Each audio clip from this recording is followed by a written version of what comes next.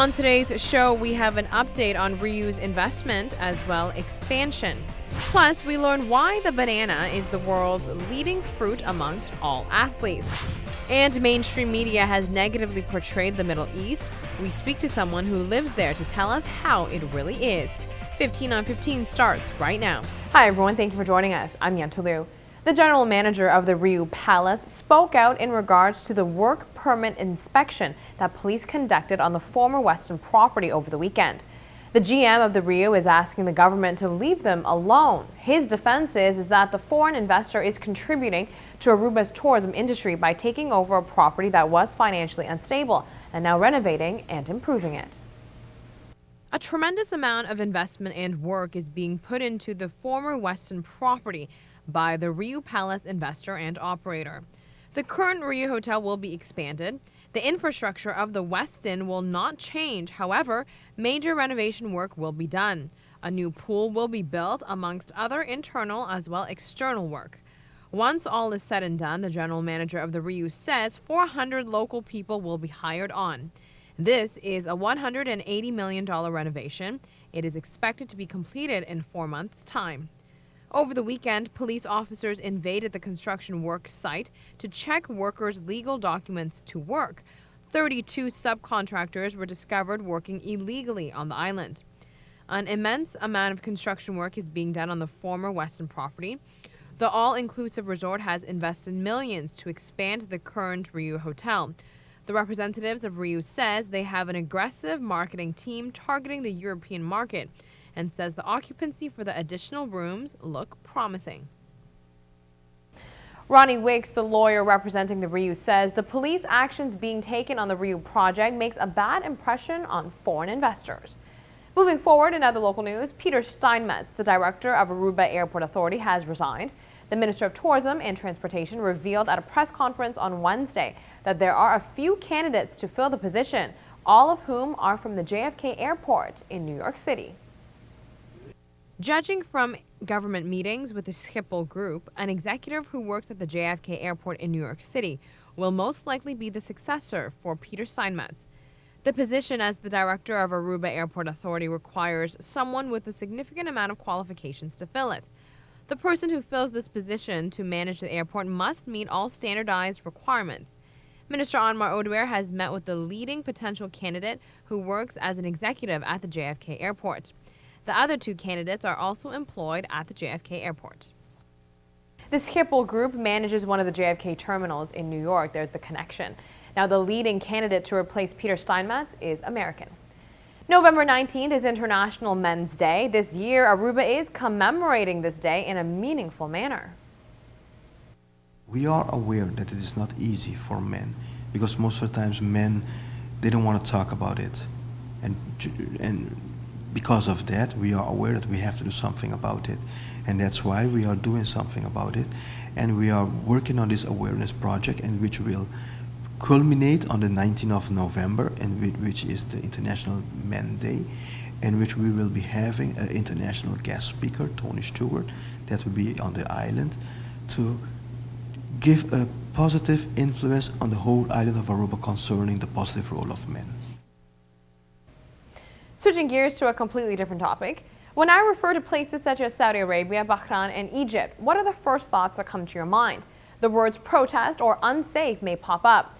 ATV's Noticia Aunochi reporter Roseanne DeWaver recently went on a trip to the Middle East to visit her family. Her sister, who lives in Saudi Arabia, returned with her on the trip, and I was able to sit down with her to learn more about the region. And it turns out it is nothing like what the mainstream media portrays. For me, Saudi Arabia was a completely different experience. It's not like what you see on the news. It's not like what people tell you. It's completely different. When I went there, I was scared. I had my doubts about it, but as soon as I got there, I got used to it. I opened my mind to the people. The people are so much more different. They're nicer, they're generous than what the media tells you.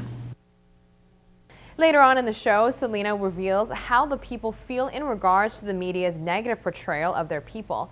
Also, the women have been depicted as victims in the Middle East, but it turns out they live a very lavish lifestyle. That is coming up later, but first, we have this.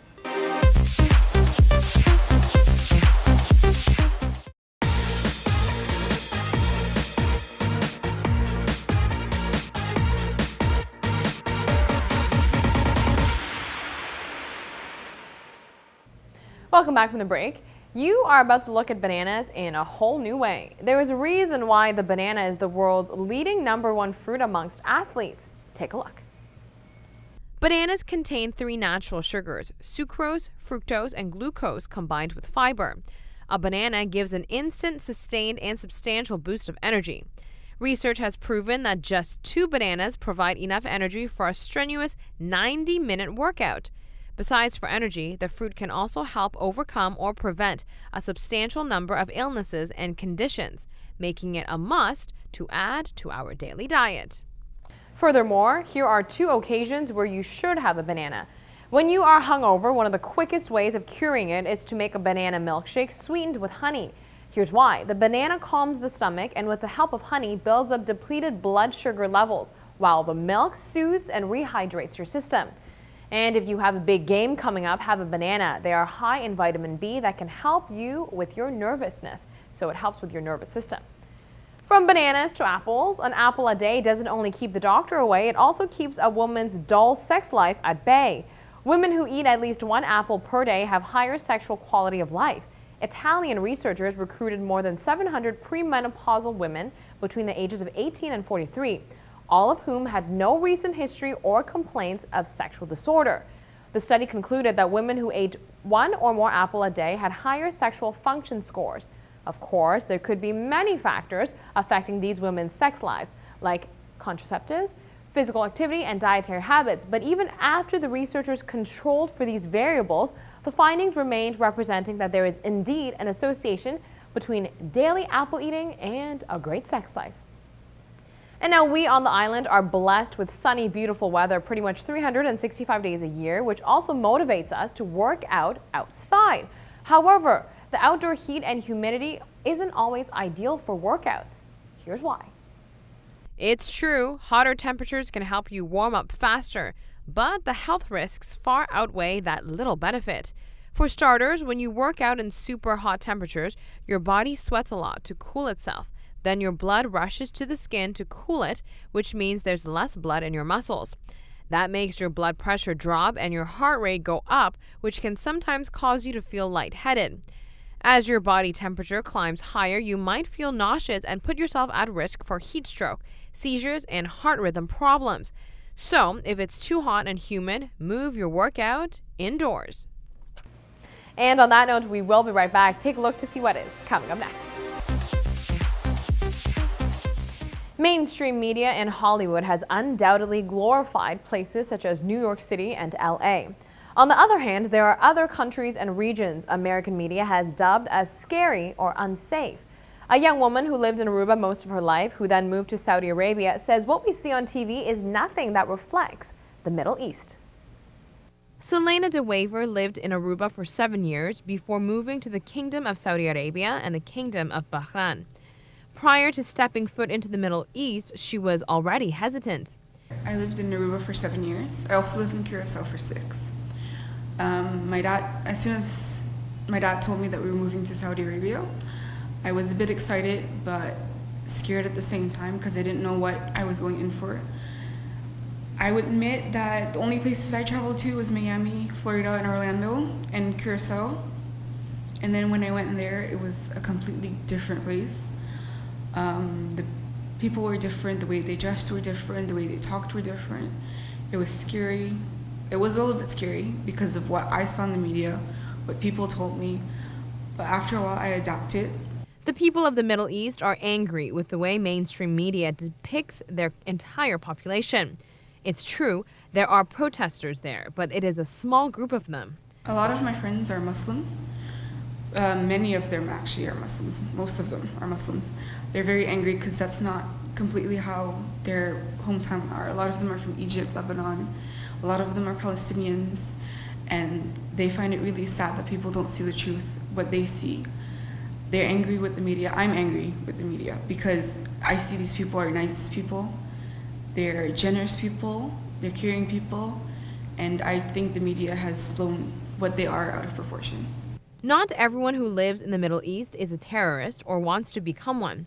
Selena says that is how the people she interacts with feels they portray them. They're only portraying the country as terrorists, people that aren't nice people, not people that are humane, but it's completely different there.